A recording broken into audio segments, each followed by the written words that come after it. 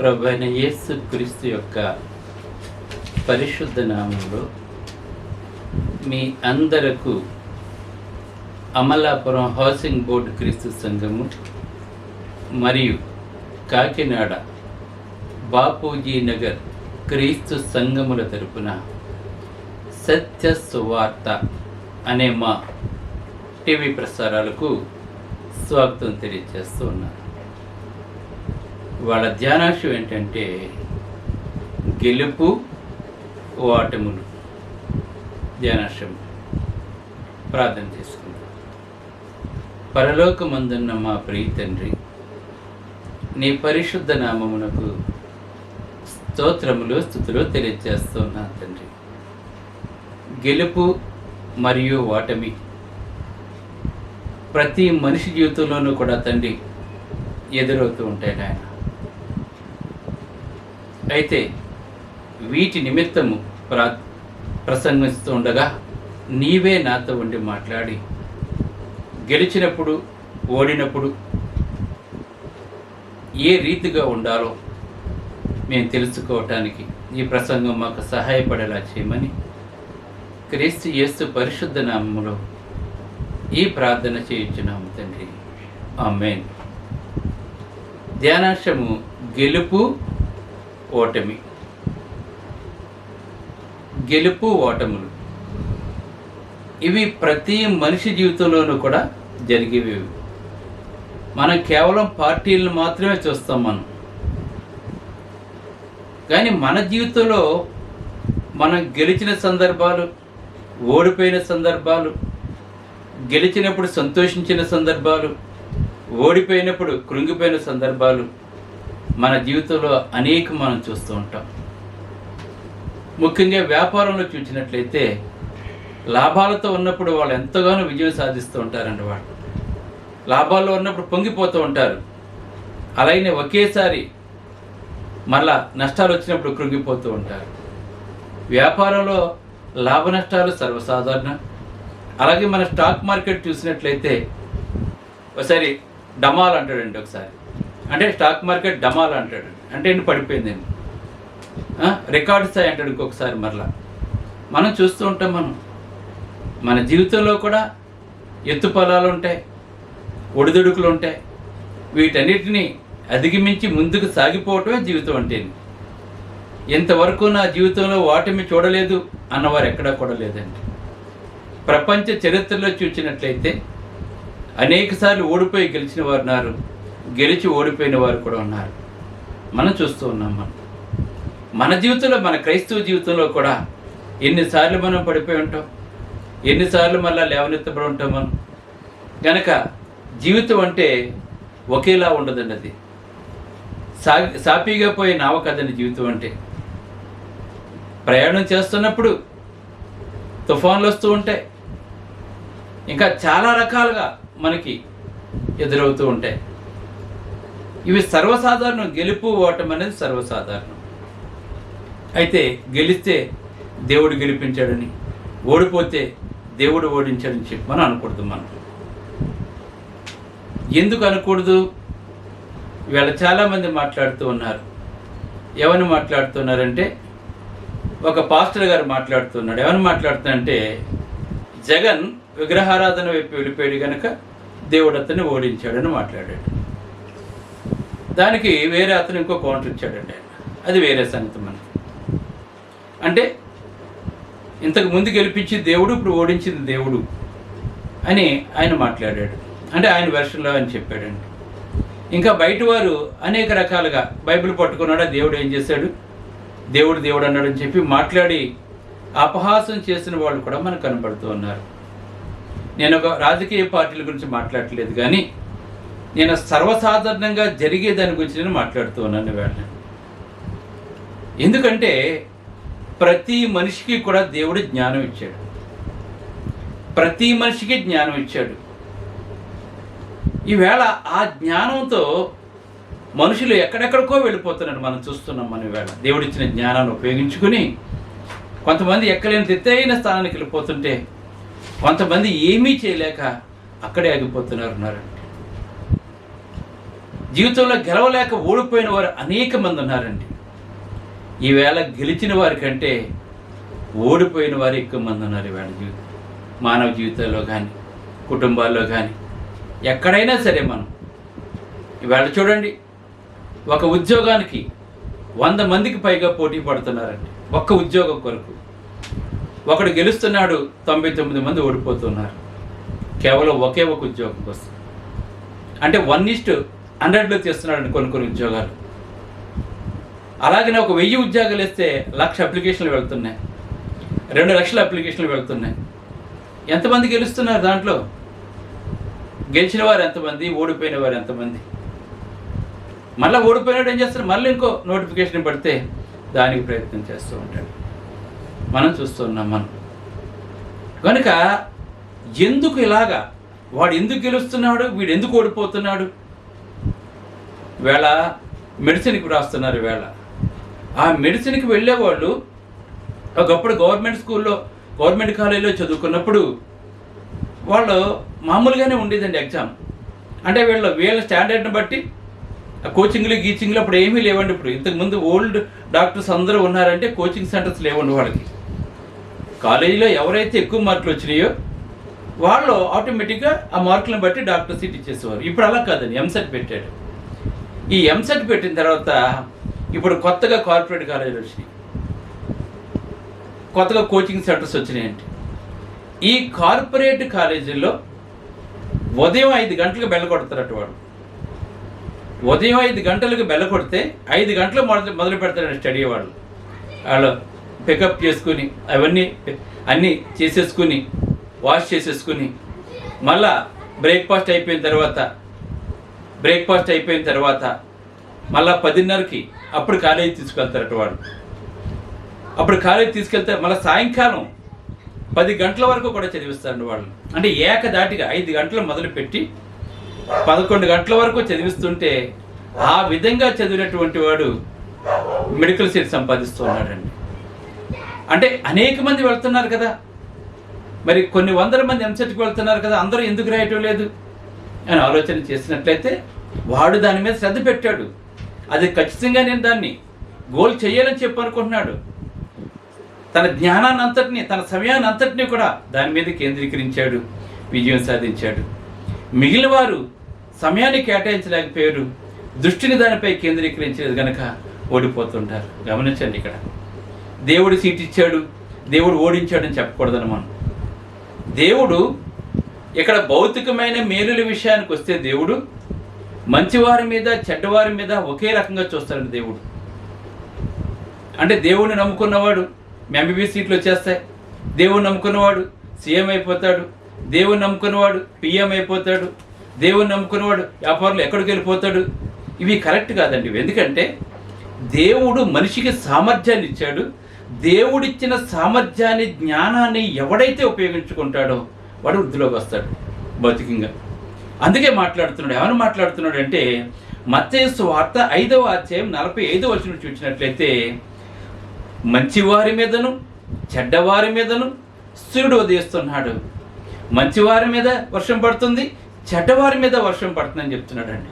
అంటే భౌతికమైన మేలుల విషయానికి వస్తే ఇవి మంచివాడికి చెడ్డవాడికి సమానంగానే దేవుడు ఇచ్చాడండి. గమనించండి, ఇక్కడ మంచివాడు మీద ఎండ పడుతుంది, చెడ్డవాడి మీద ఎండ పడుతుంది, మంచివాడి మీద వర్షం పడుతుంది, వాడి పొలంలోనూ వర్షం పడుతుంది, చెడ్డవాడి పొలంలో కూడా వర్షం పెడుతుందండి. ఒకవేళ నిజంగా దేవుడే గనక అన్నీ కంట్రోల్ చేస్తూ ఉన్నట్లయితే చెడ్డవాడి పొలంలో వర్షం పడకూడదండి, చెడ్డవాడి మీద ఎండ పడకూడదండి. కానీ భౌతికమైన ఆశీర్వాదాల విషయానికి వచ్చినప్పుడు దేవుడు అందరికీ సమానంగా నిచ్చాడు, కానీ దానిని ఎవడైతే ఉపయోగించుకుంటున్నాడో వాడు వృద్ధిలోకి వస్తున్నాడు. ఇది మనం తెలుసుకోవాలి. మనం ఇంకొక విషయం కూడా చెప్తున్నాను మీకు. ఎందుకంటే ఒకడు న్యాయబద్ధంగా వెళ్తాడు, ఇంకొకడు అన్యాయంగా వెళ్తూ ఉంటాడండి. ఈవేళ వ్యాపారం చేసి ధనం సంపాదించిన వారు కానివ్వండి, లేదంటే పాలిటిక్స్లో ఉన్నటువంటి వారు కానివ్వండి, చూడండి వాళ్ళు ఏం చేస్తారు, సవ్యంగా వెళ్ళేవాళ్ళు కొంతమంది ఉంటే అన్యాయంగా వెళ్ళేవాళ్ళు కూడా కొంతమంది ఉంటారండి. వాళ్ళకి ఏంటంటే ఇక్కడ అన్యాయంగా వెళ్ళిపోతున్న వాడు దేవుడు ఆపడండి. అక్కడ న్యాయంగా వెళ్తున్న వాడి చుట్టూ దేవుడు ఉండండి అక్కడ. ఎందుకంటే దేవుడు ఈ లోకంలో ఏం జరుగుతున్నా కూడా దేవుడు పట్టించుకోడండి. ఎందుకు పట్టించుకోడు అంటే దేవుడు ఉదాహరణ చెప్తాను చూడండి. దేవుడు మనకి ఇది మంచి ఇది చెడ్డ అని చెప్పినప్పుడు, మంచి చెడ్డలను వివేచించే జ్ఞానాన్ని దేవుడికి అనుగ్రహించినప్పుడు మనం మంచి వైపు వెళ్ళాలి. చెడ్డ వైపు వెళ్తున్నప్పుడు దేవుడు ఆపడండి. ఎందుకంటే మనిషికి స్వాతంత్రం ఇచ్చాడు కనుక దేవుడు రిమోట్ కంట్రోల్తో మనిషిని ఆపడండి. రిమోట్ కంట్రోల్తో మనిషిని ఆపినట్లయితే మానవ మనుగడ అసాధ్యం అయిపోతూ ఉంటుందండి. అందుకని చూడండి, ఏదైనా తోటలో సర్పం రావటం, అవ్వతో మాట్లాడటం, ఆమె పండు తినటం, అదేవిధంగా ఆదాము పెట్టడం దేవుడికి తెలియదా? దేవుడు చూడలేదా? చూచాడు. కానీ ఎందుకు ఆపలేదు దేవుడు? దాని యొక్క ఫలితం తర్వాత వాళ్ళ జీవితంలో అనిపిస్తూ ఉంటారు. అదేవిధంగా కయ్యను హేబేలు చెప్పినప్పుడు దేవుడు చూడలేదా? కానీ ఆపలేదు. గమనించండి, ఇక్కడ ఆపలేదు. ఎందుకంటే ఆ చంపిన దానికి ఫలితాన్ని దేవుడు తర్వాత అనుగ్రహిస్తూ ఉంటాడు. ఈవేళ న్యాయంగా వెళ్ళేవాడి కంటే అన్యాయంగా వెళ్ళేవాళ్ళే ఈవేళ వృద్ధిలోకి వస్తున్నారు. ఇద్దరు ఒకేసారి పోలీసు వృత్తిలో వెళ్ళారండి. ఇద్దరు జాయిన్ అయ్యారు, ఒకేసారి రిక్రూట్ అయ్యారండి ఇద్దరు కూడా. అయితే ఒకడు నీతిగా వెళ్ళిపోతూ ₹1 కూడా సంపాదించలేకపోతున్నాడు. అతను తన పిల్లలు కూడా సరైన రీతిలో చదివించుకోలేకపోతున్నాడు. ఎందుకంటే ₹1 లంచం తీసుకోవట్లేదండి అతను. ఇద్దరికీ జీతం సమానమే. కానీ ఇంకొకడు ఇల్లు మీద ఇల్లు కట్టేస్తున్నాడు. అలా పిల్లల్ని గొప్ప కార్పొరేట్ స్కూల్లో చదివిస్తున్నాడు. తన భార్య ఒంటి మీద అన్నీ నగలే, అలాగనే ఖరీదైన వస్త్రాలు వేసుకుంటుంది. వీళ్ళిద్దరూ పక్కపక్కనే ఉంటున్నారు. వాళ్ళను చూసి వీడు మాట్లాడుతుంది, నీతో పాటు అతను కూడా జాబ్ చేస్తున్నాడు కదా, నీ పిల్లల్ని ఎక్కడ చదివిస్తున్నావు? వాళ్ళ పిల్లల్ని ఎక్కడ చదివిస్తున్నాడు? కనీసం మన అద్దెంట్లో ఉంటున్నాం, అతను సొంత ఇంట్లో ఉంటున్నాడు, మళ్ళీ ఇంకా ఫ్లాట్లో కొన్నాడని మాట్లాడుతుందంటే అంటే ఎక్కడ జరిగింది ఇది? ఇద్దరికీ జీతం సమానమే. మరి ఎక్కడ జరిగింది పొరపాటు? ఇది అతను అన్యాయంగా లంచాలు తీసుకుంటున్నాడు, ఇతను నీతిగా వెళ్ళిపోతున్నాడు. గమనించండి ఇక్కడ. మరి దేవుడు చూడలేదా? మరి అన్యాయంగా వెళ్ళేవాడిని మరి ఎందుకు పట్టించుకోవట్లేదు దేవుడు? లంచాలు తీసుకుంటే ఎందుకు పట్టించుకోవట్లేదు దేవుడు? దేవుడు భూమి మీద లెక్కలు చూడండి. దేవుడు లెక్కలు అన్నిటికీ భూమి మీద దేవుడు చూడండి. దేవుడు తర్వాత చూస్తాడు లెక్కలు దేవుడు. అప్పుడు దేవుడు అంటే ఏంటో, దేవుడు చూచాడు లేదా అప్పుడు తెలుస్తుందని మనకి.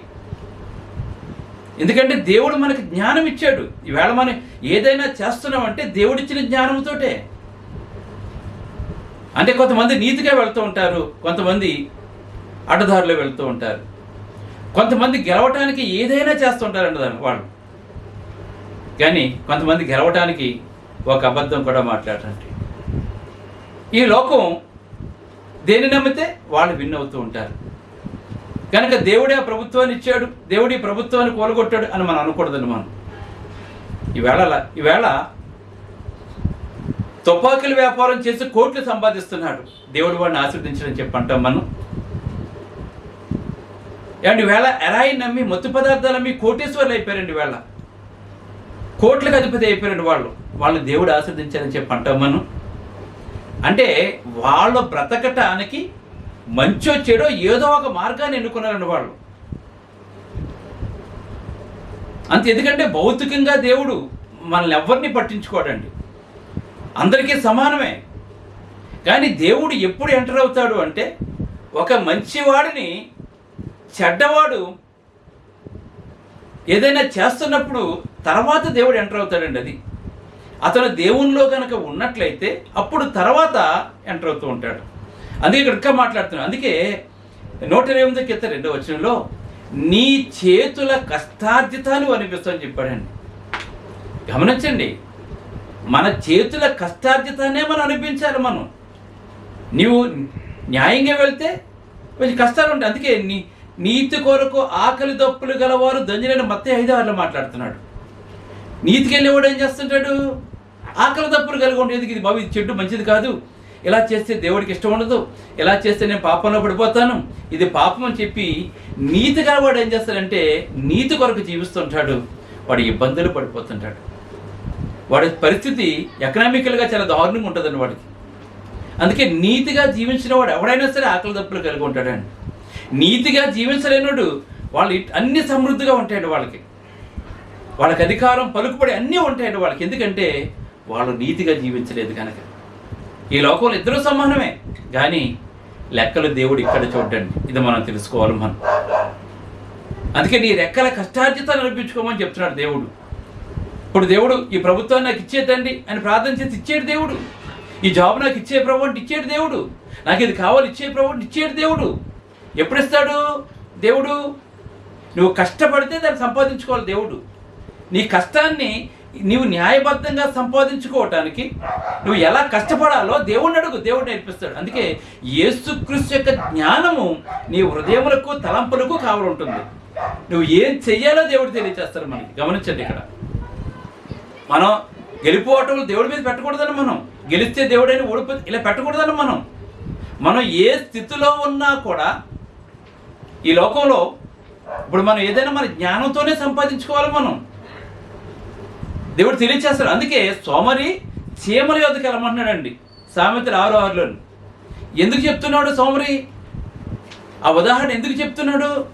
సోమరి చీమల యొద్దకు వెళ్ళు, అవి వర్షాకాలం వస్తుందని చెప్పి వేసవకాలంలోనే వాటికి కావాల్సిన వాటిని ముందుగా సిద్ధపాటు చేసుకుంటున్నాయి.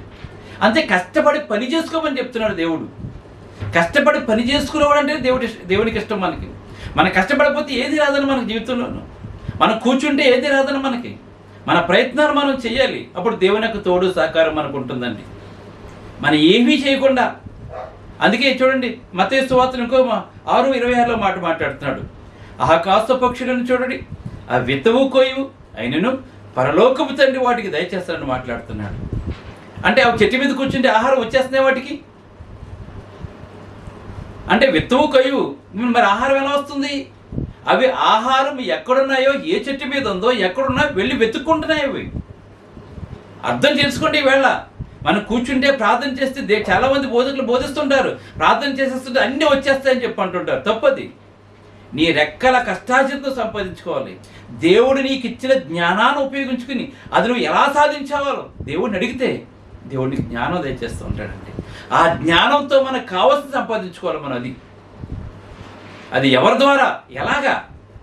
అది వ్యాపారమా, అది ఉద్యోగమా, అదే లేదా నీకు జ్ఞానంతోనా? దేవుడు తెలియచేస్తాండి. వేళ మనం ఏమీ చేయకపోతే ఎప్పటికీ ఏమీ సంపాదించలేమండి మనం. ఈవేళ కొంతమంది ఈజీగా కోటీశ్వరులు అయిపోతున్నారు. ఈవేళ బైబిల్ పట్టుకున్న వాళ్ళు వేళ గొప్ప ధనవంతులు అయిపోయారండి. వాళ్ళు దేవుడిచ్చిన జ్ఞానాన్ని ఏం చేశారంటే వాళ్ళు కొంతమంది వక్రంగా ఉపయోగించుకుంటున్నారు, కొంతమంది మంచిగా ఉపయోగించుకుంటున్నారండి. వాళ్ళు కొంతమంది ఎప్పుడు చూసినా చందాల గురించి మాట్లాడుతూ ఉంటారండి. వాళ్ళు ప్రతిదాన్ని కమర్షియల్ చేస్తూ ఉంటారండి.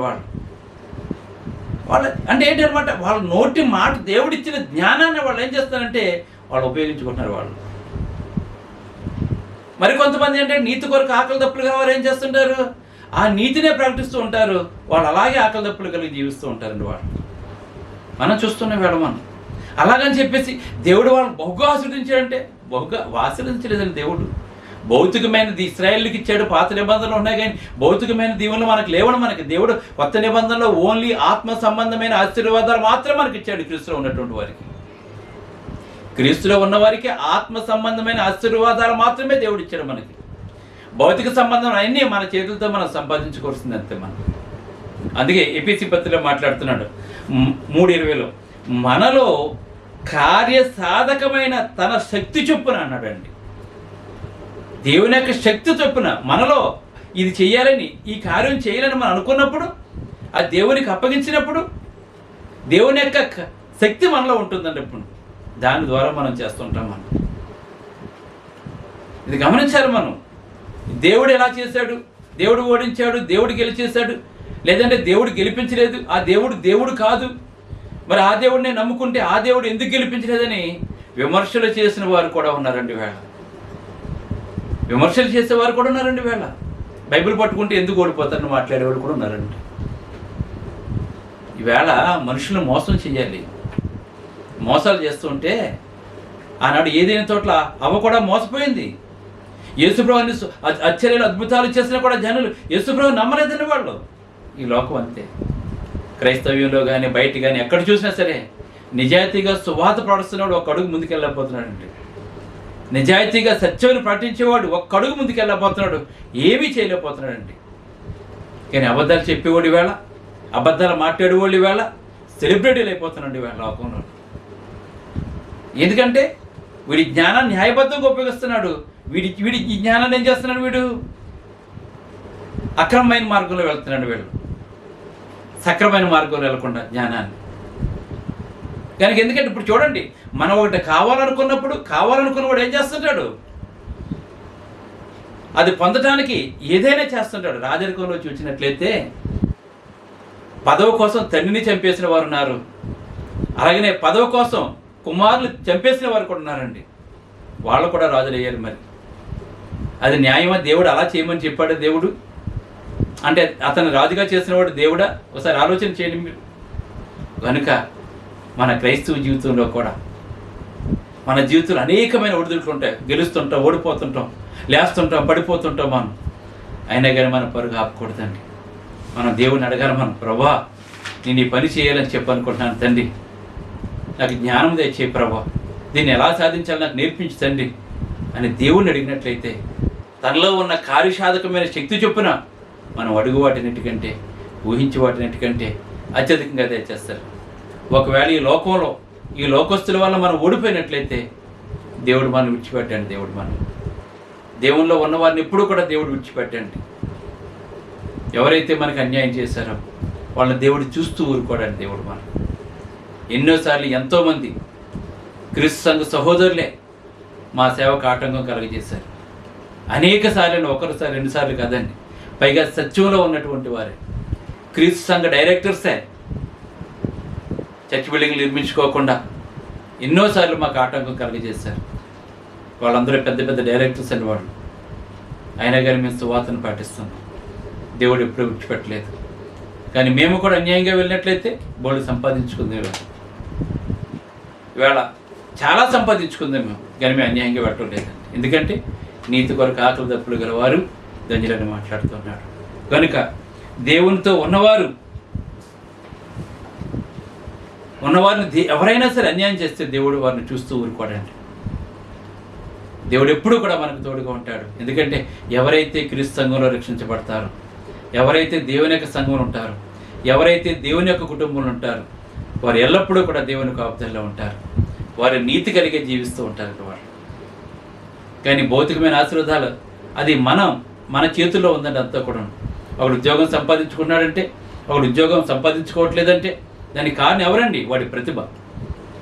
దేవుడిచ్చిన జ్ఞానాన్ని వాడు ఉపయోగించుకుంటున్నాడు. వాడు అన్యుడైనా కానివ్వండి, దేవుడు అందరికీ సమానంగా ఇచ్చాడు దేవుడు అన్నీ కూడాను. కానీ వాడు ఉపయోగించుకున్నాడు, మనం ఉపయోగించుకోవట్లేదు. అంత తేడా. నయానో భయానో ఒకడు వృద్ధిలోకి వస్తున్నాడు, ఒకడెవడు భయపెట్టలేడు, ఏమీ చేయలేడు, అలాగే ఉండిపోతున్నాడు. కనుక మనం ఒకటే అడగాలి దేవుణ్ణి, తండ్రి నా చేతులతో నాకు సంపాదించుకోవటం నేర్పించు ప్రభా, న్యాయబద్ధంగా సంపాదించుకోవటం నేర్పించు తండ్రి, న్యాయంగా నేను ఈ లోకంలో గెలవటం నాకు నేర్పించు తండ్రి, ఈ సత్యాన్ని పాటించడం నమ్మకమైన వాడు చేయమని చెప్పి దేవుడు మనం అడగవలసిన వారమేను. దేవుడు మనకి ఇచ్చిన సామర్థ్యాన్ని, ఆ పక్షులు ఆహారం ఎక్కడైతే ఉన్న చూడండి, పక్షులు చూడండి ఉదయాన్నే వెళ్ళిపోతుంటే మళ్ళీ సాయంకాలం అవి చూడండి ఎలా వస్తాయి చూడండి. మైగ్రేషన్ అంటాం మనం, గుంపులుగా వస్తుంటాయండి. అంటే పొద్దుట వెళ్ళిపోతున్నాయి ఆహారం కొరకు, మళ్ళీ సాయంకాలం తిరిగి వస్తున్నాయి. అవి ఎలాగైతే సంపాదించుకున్నాయో అలాగే మనము కూడా దేవుడిచ్చిన జ్ఞానాన్ని ఉపయోగించుకుని సంపాదించుకుంటే మనము కూడా ఉన్నతమైన స్థానంలో ఉంటాం. మనం కూడా గెలుస్తాం. గెలుపు ఓటలు మన చేతిలో ఉన్నాయి, మనకు అప్పగించాడు దేవుడు. కానీ ప్రకృతి సంబంధమైన వాటి విషయంలో దేవుడిని కాదు మనం ఆధారపడేదండి. మన చేతుల కష్టార్జితాన్ని అనుభవించమని చెప్తున్నాడు దేవుడు అండి. నీ ఇచ్చిన జ్ఞానాన్ని ఉపయోగించుకోమని చెప్పి దేవుడు చెప్తున్నాడు. కనుక మనం ఓడిపోతుంటే దేవుడే ఓడిపోయాడండి, ఓడించండి, గెలిస్తే దేవుడు గెలిపించండి, ఇటువంటి మాటలు మనం మాట్లాడకుండా దేవుడు మనకిచ్చిన సామర్థ్యాన్ని ఉపయోగించుకొని మన జీవనయాత్ర ముందుకెళ్ళిపోదాం, నీతిగా జీవిద్దాం. ఆకలి దప్పులు గలవారైనా పడలేదు, ఓడిపోయినా కూడా పర్వాలేదని మనం ప్రార్థన చేసుకుందాం. ప్రేమ గల తండ్రి, దయగల దేవ, పరిశుద్ధుడాన్ని, పరిశుద్ధ నామమునకు స్తోత్రాలు తండ్రి. నువ్వు మాకు ఇచ్చిన జ్ఞానాన్ని బట్టి స్తోత్రాలు తండ్రి. అందరికీ సమానంగా నిచ్చావు ప్రభు. కొంతమంది ఉపయోగించుకుంటున్నారు, కొంతమంది ఉపయోగించుకోవట్లేదు. కొంతమంది న్యాయంగా ఉపయోగించుకుంటున్నారు, కొంతమంది అన్యాయంగా అన్యాయానికి ఉపయోగించుకుంటున్నారు తండ్రి. ఈ లోకంలో తండ్రి నీతి గలవారి కంటే అనీతిమంతులు ఎక్కువ ప్రభు. కానీ వారు దేనికి భయపడరు, దేవుడికి భయపడరు, మనుషులకి భయపడరండి. తను సాధించాలనుకున్న దాని కొరకు తొక్కుతారు, ఏదైనా చేసుకుంటూ వెళ్ళిపోతుంటారు తండ్రి. ఇది తప్పు అని తెలుసుకున్న వాళ్ళు అక్కడ ఆగిపోతుంటారు తండ్రి. కనుక తండ్రి మంచి చెట్లు వివేచించే హృదయాన్ని మాకు ఇచ్చావు కనుక తండ్రి. లోబట్టిని బట్టి మిమ్మల్ని దేనికి దోషలుగా అప్పగించుకుంటారు? తప్పు చేసే పాపానిక అది యేసుక్రీస్తు నిత్యజీవానికి అని చెప్పి పౌలు గారు రోమా సంఘానికి మాట్లాడుతున్నారు తండ్రి. మేము తండ్రి నిత్యజీవానికి వారసులుగానే ఉండాలి తండ్రి. ఈ లోక సంపదల సర్వస్వం కాదు తండ్రి. ఈ లోకంలో ఉన్నదంతా మాయ తండ్రి. శరీరాశ, నేత్రాశ, జీవపుడంబం తండ్రి. వీటి కొరకే కొట్టుకుంటున్నారు, వీటి కొరకే యుద్ధాలు చేసుకుంటున్నారు తండ్రి. కానీ మేము పోరాడి తండ్రి పరలోకం కనుక తండ్రి, ఈ లోక సంబంధం కాదు తండ్రి. కనుక పరలోక వాసులు కనుక తండ్రి అనేక మందిని పరలోకానికి నడిపించాలని ఈ సత్యాన్ని చెబుతూ ఉండగా తండ్రి, నీవు నాతో ఉన్న మాట్లాడే స్తోత్రాలు తెలియజేస్తూ ఈ సత్యాన్ని ఇంకా ప్రపంచానికి తెలియజేయటం నమ్మకంలోకి చేసి భూమిని తలకిందులు చేసి విశ్వాసం మాకు దయచేయమని, గెలిపించే శక్తి క్రీస్తులో మాకు కనిపించమని యేసు క్రీస్తు అడుగుతున్నాం తండ్రి. ఆమేన్. మీ అందరికీ వందనములు.